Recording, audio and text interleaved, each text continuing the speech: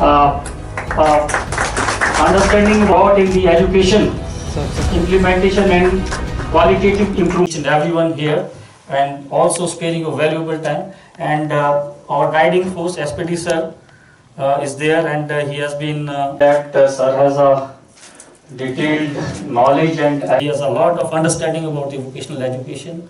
So that's why we can witness this consultation workshop after a long time. A privilege to have you all here. We have our friends from Passive with us.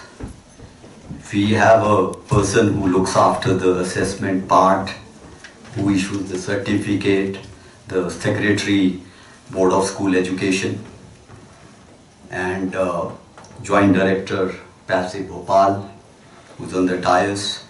We have a dear friend Arvind, who is a Indian Telecom Service Officer, and they presently posted in Himachal as a General Manager. Major Vishal is a Himachal Administrative Service Officer, and he's looking after HP Board School Education these days.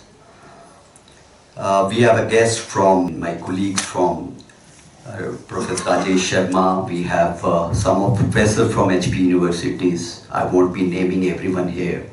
Blessed that our worthy Secretary Education is here with us. He is Rajesh Kumar sir. 21वीं सदी के skills की अगर बात करेंगे तो वो challenges बड़े अलग किस्म के हैं और पूरे देश में ही आप जानते हैं सभी लोग कि एम्प्लॉयबिलिटी का क्राइसिस है। इंजीनियर्स को लेके लगातार रिपोर्ट्स आती हैं कि 57% से 90% तक इंजीनियर जो है इंजीनियरिंग कोर इंजीनियरिंग जॉब के लिए एम्प्लॉयबल नहीं है। They want to do something else, they can do something else, but the core engineering जिसकी पढ़ाई करके वो मार्केट में आए हैं वो क्षमता, वो स्किल सेट उनके पास नहीं है। तो अब इसका समाधान अगर हम ज्यादा स्कूल खोल के, ज्यादा आईटीआईज खोल के, ज्यादा पॉलिटेक्निक्स खोल के, उसमें नए सब्जेक्ट इंट्रोड्यूस करके और टीचर्स की भर्ती करके करने की कोशिश कर रहे हैं तो I think we are on the wrong track. तो स्किल डेवलपमेंट के कॉन्सेप्ट को अगर हमें हिमाचल के लिए या किसी भी स्टेट के लिए मैं समझता हूँ सोचना है तो हमें नॉर्मल स्ट्रक्चर के बाहर सोचना होगा। We should be willing to think of a very open, flexible, fluid system where you don't hire people, but you have a network of skilled people who interact and skill the students. और वो कैसे होगा? I think this is the challenge we have to meet and उसको हमें address करने की जरूरत होगी। तो ये जो hybrid market driven model जिसकी हम बात करते हैं, how to create that kind of a model. This workshop or interaction should, I think, deliberate upon that based on your very rich experience within the country, outside the country, within the state of Himachal Pradesh. I think you will be able to suggest to us not only a mechanism but also a very strong, grounded way forward how to move in this direction. तो ये जो 2 दिन की आप चर्चा करेंगे, मैं चाहूंगा कि ये सॉल्यूशंस तो शायद हमें ना दे पाए, but if you can give us some solutions it will be very good, but at least direction, yes you can give a direction to us, you know, in which direction we should move and how we should realize that vision about which we are talking. I think more important than the direction will be collaboration. You know, are we towards the end of this workshop looking at something that we come up with the ideas how to work together. metro में हिमाचल जो है बड़े लंबे समय से potential state होने की वजह से बहुत ज्यादा इन्वेस्टमेंट भी अट्रैक्ट करता रहा है, कुछ स्टेट ने भी करा है, but you will find very few people from Himachal working at a skilled level in hydro sector. Today we are in a situation कि हिमाचल में skilled hydro के लिए काम करने वाला आदमी कोई नहीं बना, तो you know जो infrastructure है उसमें काम करने वाला भी नहीं बना. Now all these national highways, railways, जहाँ tunneling की जरूरत है या otherwise huge infrastructure projects हैं, we don't have that skilled manpower which could have easily graduated from hydro to infrastructure development है, not only in India but elsewhere also. सरकार अपने तरह से काम करे, इंडस्ट्री की रिक्वायरमेंट्स कुछ और हों, एकेडमिया कुछ और सोच रहा है, उनकी रिसर्च जो है वो कुछ और कह रही है या किसी और डायरेक्शन में जा रही है, तो क्या इन बैरियर्स को तोड़ के हम by the end of tomorrow we can think of a collaborative team or I was teams? thinking about it for a very long time, the good time to have this workshop. I mean, talking about skilling, historical perspective of skilling. You guys come from the domains and you understand it much more than I understand it. Many challenges in this sector. Talking from the Himachal perspective, we have a biggest challenge, though it's a general challenge. How to go about making the vocational as a very aspirational thing. That's another issue which I personally feel in Himachal Pradesh government.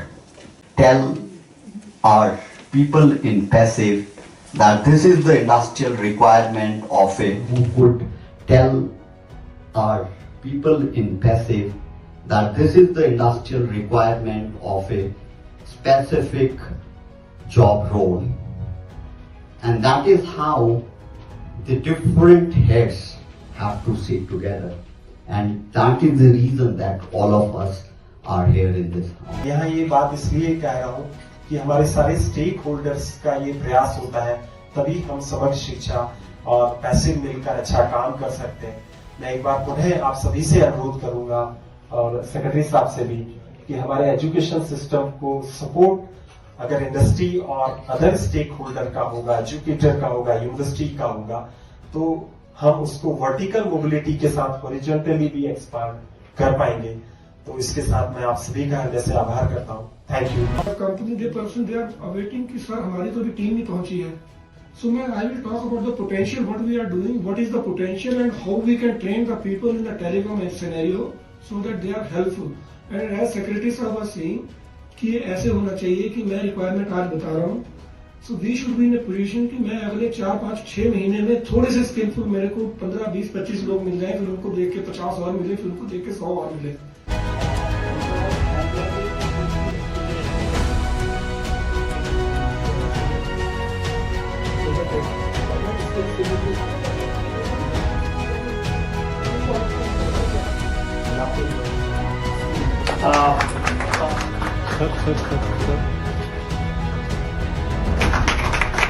Making your presence. We have who has been of great help in terms of assessment and certification and implementation of the program. Present Topi and Master to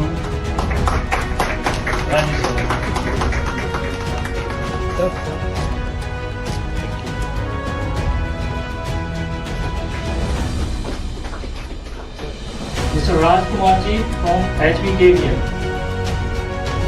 So HP for training programs virtually also. Thank you in facilitating this whole program. Tourism. Recently, sir, we designed the factory that demands tourism at the Thank you very much.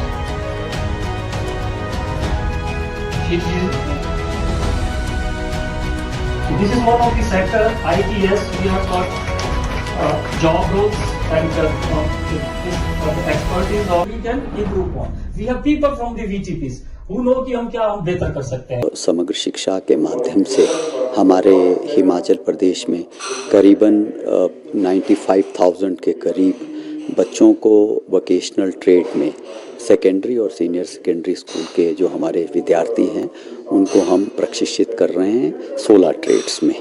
उससे 16 जो trades हैं वो भारत सरकार के NSTC जो national skill development corporation है वहाँ से एफिलिएटेड हैं और इनके लिए जो करिकुलम डिज़ाइन होता है वो NCVT की सहायता से पंडित पैसिव करके एक स्कूल है भोपाल में, वो लोग इसको डिज़ाइन करते हैं। उसके बाद हम डिफरेंट इंडस्ट्रीज़ जो सेक्टर स्किल काउंसिल्स हैं उनके जो वोकेशनल ट्रेनिंग प्रोवाइडर्स होते हैं उन कंपनियों को हम बोर्ड पे लाते हैं और उन कंपनियों के माध्यम से हम अपने वोकेशनल टीचर्स को रख कर के इन बच्चों को पढ़ाया जाता है। अब इसमें बहुत बहुत सारे चैलेंजेस हम लोगों के सामने रहते हैं। इस पाठ्यक्रमों को कैसे विकसित करना है, इंडस्ट्रीज़ की रिक्वायरमेंट के अनुरूप उसको कैसे ढालना है, कैसे बनाना है। उसके अलावा क्लास में जो क्लासरूम का जो डिलीवरी सेशन है उसका स्ट्रक्चर कैसा होना चाहिए, ओजीटी कैसा होना चाहिए, उन लोगों का असेसमेंट किस तरह से हो, उनका प्लेसमेंट किस तरह से हो, इन सभी बातों को मद्देनज़र रखते हुए इन जितने भी एरियाज़ हैं इनके डोमेन एक्सपर्ट्स हमारे साथ आज पूरे देश से जुड़े हुए हैं। अनएम्प्लॉयबिलिटी को एड्रेस करने के लिए वोकेशनल एक ऐसा स्ट्रीम है, अगर उसको हम स्कूल से लेकर के उसको शुरू करें तो ये बच्चे जो हैं अपने 12वीं कक्षा के बाद ये अपने आप में सक्षम होंगे। अपने कुछ कार्य जहाँ पे जिसको एंटरप्रेन्योरशिप बोलते हैं उसके हम अलग से हमने हिमाचल प्रदेश में कांगड़ा में हम लोग एंटरप्रेन्योरशिप स्किल सेट्स पे काम कर रहे हैं और उनको एंटरप्रेन्योरशिप स्किल्स दे रहे हैं उन बच्चों को।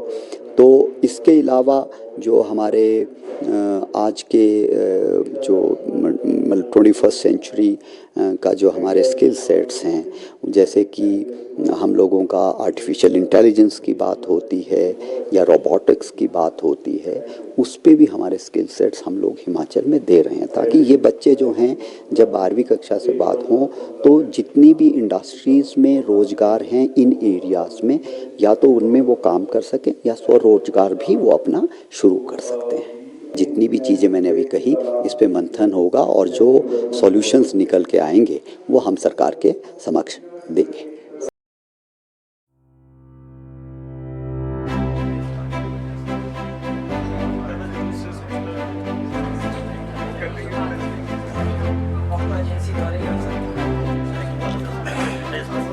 have experience. So आज with the security agency companies in this job. Or any other company in India which is having more than 1 lakh. So for that purpose. So why the vocational education is lacking? Only because they are not getting the higher education in the vocational education field. So if we are having the skill, speed is also equally important. So we have to speed up. Above 85-90% in their goals. We can probably, provide them with a scholarship so that other people are also motivated by this. Curriculum development as per futuristic role. Education is concerned. So we have mainly identified 2 problems in our existing process.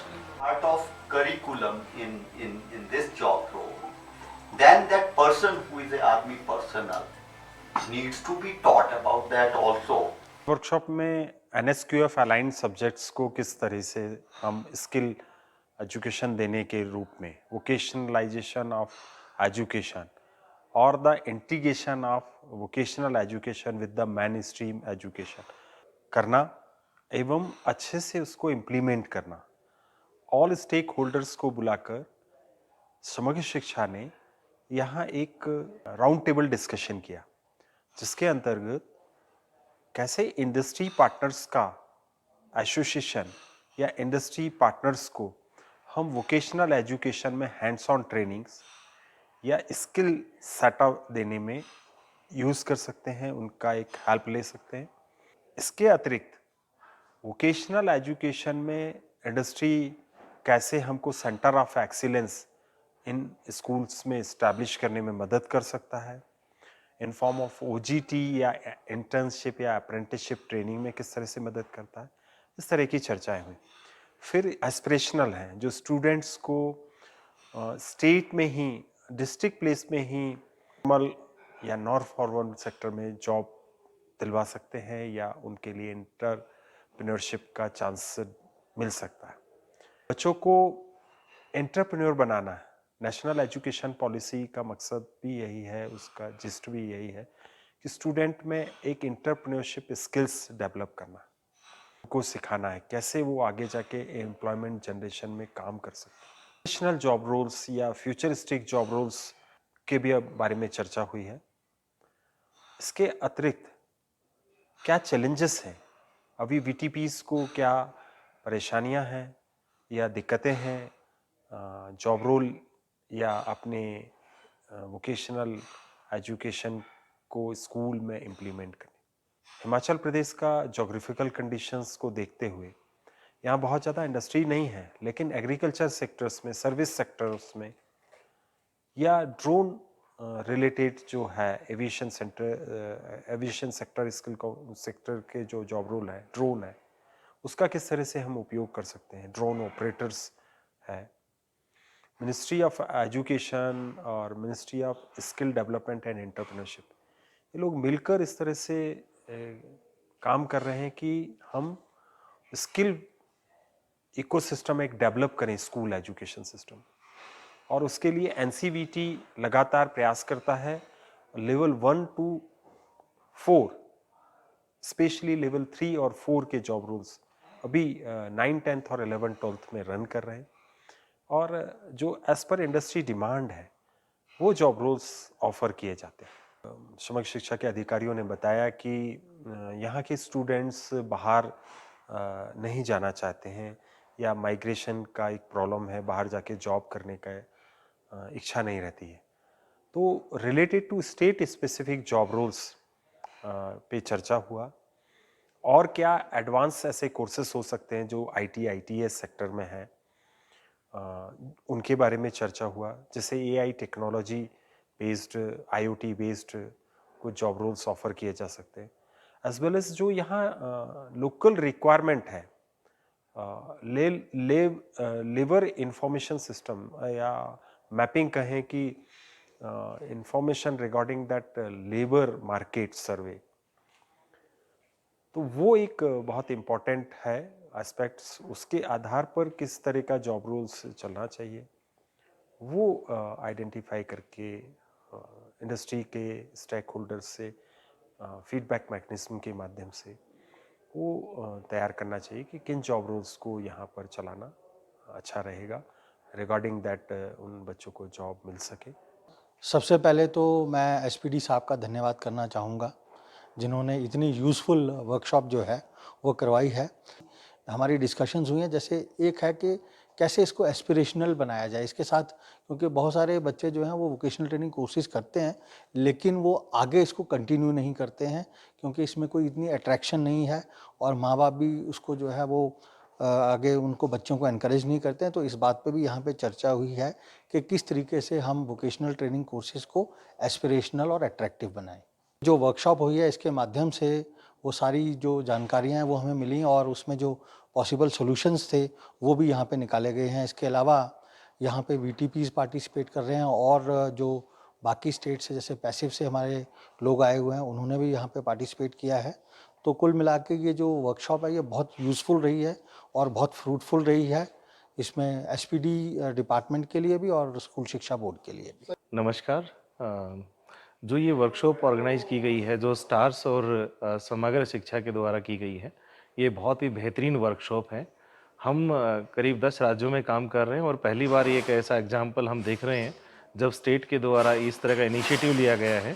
ये जो programme है ये काफ़ी अच्छा जो है इसका result आएगा, क्योंकि यहाँ पे हमने काफ़ी पहलुओं पे बात की है, किस प्रकार से वोकेशनल एजुकेशन को इम्प्रूव करना है, किस प्रकार से हमें एम्प्लॉयबिलिटी को बढ़ाना है। खासकर हिमाचल प्रदेश के स्पेसिफिक अगर हम बात करें तो यहाँ के यूथ को टारगेट करते हुए कौन से प्रकार के जॉब रोल्स हमें यहाँ पे चलाने हैं, किस प्रकार का हमें जो है इन लोगों को मोबिलाइज करने के लिए, बाहर ले जाने के लिए कैसे हमें उनको प्रोत्साहित करना है, मोटिवेट करना है, ताकि यूथ जो है भारत में ही नहीं दुनिया में जाके अपना जो है परचम लहरा सकें।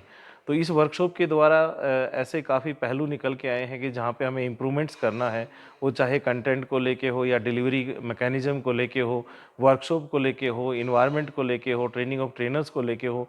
ऐसे काफ़ी चीज़ें हैं जहाँ पे हमें इम्प्रूवमेंट के जो है अपॉर्चुनिटीज़ आइडेंटिफाई की गई हैं, और आशा है कि हम सब लोग मिलके उन सबको इम्प्लीमेंट करेंगे और इससे हम अपने युवाओं को एक बेहतर भविष्य दे पाएंगे। तो जो समग्र शिक्षा में हमारा जो वोकेशनल एजुकेशन कंपोनेंट है, इसमें साथ साथ स्टार्स की हमारी टीम रहती है, आईपीयू ग्लोबल और पीएमयू यूनिट है, और फंडिंग हमारी समग्र शिक्षा से भी होती है, स्टार्स प्रोजेक्ट के अंदर भी भारत सरकार से होती है। सो ऐसे कौन कौन से प्रोग्राम्स हैं जिसमें हमारे को दिक्कतें आती है और उसमें चैलेंजेस होते हैं, उसको कैसे हम मिटिगेट कर सकते हैं या फिर एक नवाचार उसमें लाएँ। तो उस संदर्भ में ये कार्यशाला आयोजित की गई है। हमारे स्टेट प्रोजेक्ट डायरेक्टर श्रीमान राजेश शर्मा जी जो IFS हैं, बड़े सीनियर अधिकारी हैं, बहुत बड़ा अनुभव उनका स्किल इकोसिस्टम में प्रदेश के अंदर रहा है।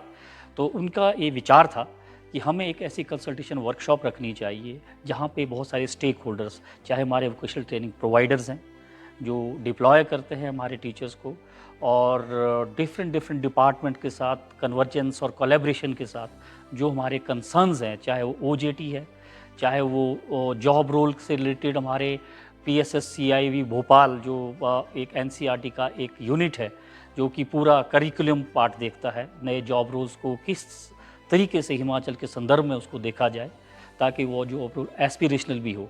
और साथ ही साथ हमारे एक बहुत बड़ी दिक्कत जो हमारे बच्चों के जो हमने चिन्हित की है वो ये है कि उनकी जो प्लेसमेंट ड्राइव है उसको हम कैसे बेहतर कर सकते हैं, या बच्चों की यूं कहें कि हैंड होल्डिंग हम कैसे सुनिश्चित कर सकते हैं। तो ये सब बातें जब हमारा PAB अप्रेजल भी हो रहा था भारत सरकार के साथ, दी सेक्रेटरी एजुकेशन श्रीमान राकेश कंवर जी, तो इनका ये मानना है कि हमें इसको बड़ा एस्पिरेशनल हमारे जॉब रोज होने चाहिए, स्टेट स्पेसिफिक होने चाहिए, और साथ ही साथ 21st सेंचुरी स्किल्स को भी ध्यान रख के जो है हमारे बच्चों को वो चीज़ें मिल पाए प्रदेश के अंदर, उसके लिए काम करने की आवश्यकता है। तो हमारे यहाँ बहुत सारे पार्टनर्स यहाँ पे आए थे, लगभग 17 जो अलग अलग प्रोवाइडर्स हैं वो सभी उनके पदाधिकारी थे।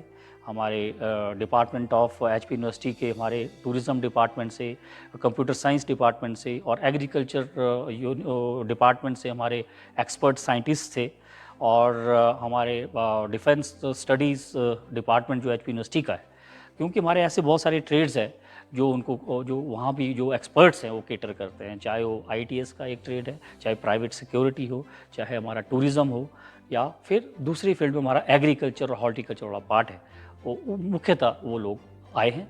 और हमारे प्रतिनिधि HPKVN से भी यहाँ पे आए हैं। कहा है कि सभी स्टेक होल्डर्स जो हिमाचल प्रदेश के अंदर, हिमाचल से बाहर जो इकोसिस्टम में काम करते हैं, स्किल इकोसिस्टम में काम करते हैं, उनकी पूरी टीम साथ हो। और मंथन हुआ है, बहुत सारी चीज़ें सामने आई है, कुछ हमने लक्ष्य निर्धारित किए थे, उसके ऊपर काम किया है, और निश्चित तौर पर सारी रिपोर्ट सरकार के पास जाएगी। माननीय शिक्षा सचिव के ध्यान में सभी पहलुओं को लाया जाएगा, और हमारे स्टेट प्रोजेक्ट डायरेक्टर सारा प्रोग्राम ये ब्रीफ करने वाले हैं सरकार को, और उसके आधार पर निश्चित तौर पर इसमें कुछ बच्चों के हित में और जो हमारी जो इसकी जो काम करना है, हमने किस तरीके से आगे बढ़ना है, उस पर चर्चा होगी। Tense deliberations, we are going to take every word of you into our account. I'm going to share these presentation, and I request all these groups to leave your presentation with us. And we should have your details with us on where we can actually come back to you on your email, on a WhatsApp, or on your phone if we need some type of a clarification on any issue. They actually had a session, and many states could,